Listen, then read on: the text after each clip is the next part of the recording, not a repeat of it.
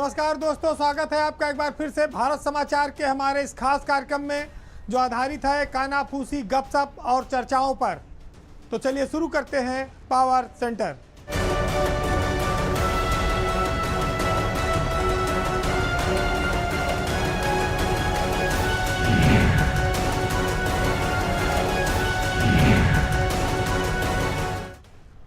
एक जमाना था जब सियासत में शुचिता और राजनीतिक रूप से मर्यादा का बड़ा पालन किया जाता था, लेकिन जैसे जैसे राजनीति बदली और आज के वर्तमान दौर में जो जितना बड़ा बड़बोलापन वाला बयान दे दे, जितना उल्टा सीधा बोल दे, वो ज़्यादा चर्चा पाता है और अपने आप को ज़्यादा बड़ा नेता भी मानने लगता है।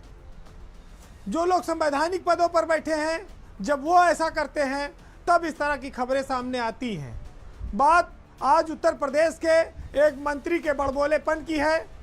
वो मंत्री भाजपा के सहयोगी दल से हैं, वो निषाद पार्टी के अध्यक्ष हैं, मछली विभाग के मंत्री हैं और वो ऐसा बोलते हैं जैसा शायद भाजपा में भी कोई नेता और मंत्री बोलने की हिम्मत ना कर पाए। वो चर्चा में है, उनकी पार्टी बहुत बड़ी नहीं है लेकिन उनके बयान बहुत बड़े हैं। लेकिन संजय निषाद सियासत में उस कुनबे की तरह है जो अचानक से उभरा और खूब फला फूला। वो मंत्री बने, बेटा सांसद था, एक बेटा विधायक हो गया, कोई कमी नहीं रही, भरपूर टिकट भी मिला, उनके लोग जीतने भी लगे, उनके यहाँ पर लाइन लगने लगी, उनका सम्मान बढ़ने लगा।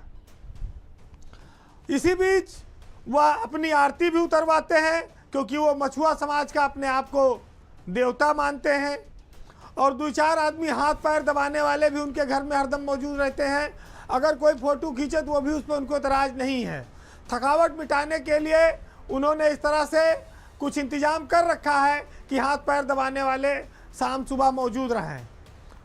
मंत्री ने मंच से ये ऐलान किया कि वो अब तक 7 दरोगाओं के हाथ पैर तोड़वाकर उनको गड्ढे में फेंकवा चुके हैं।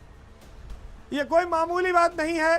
वो प्रदेश सरकार के मंत्री हैं, कानून व्यवस्था की जिम्मेदारी में उनका अहम रोल है, वो पार्ट हैं सरकार के और वो पुलिस के मनोबल पर इस तरह से प्रहार करते हैं। हालांकि पुलिस ज्यादती करती है, ज़्यादातर जगहों पर उसकी गलतियां मिलती हैं, लेकिन जब आप मिनिस्टर हो जाते हैं, सरकार का हिस्सा हो जाते हैं, तो आपकी एक शब्दों की एक मर्यादा तय हो जाती है। वो लक्ष्मण रेखा नागने से पहले आपको 100 बार सोचना पड़ता है।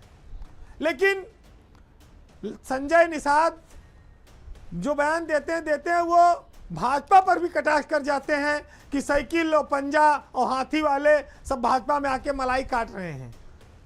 उनके इस बयान से उनके सहयोगी दल असहज रहते हैं।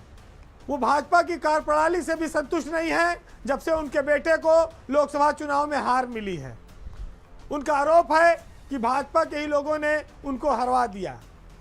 वो ये भी कहते हैं कि विभिन्न दलों से आए लोग जो सरकार में और भाजपा में बड़े बड़े पदों पर बैठे हैं, वो हमारे कार्यकर्ताओं को नीचा दिखाते हैं।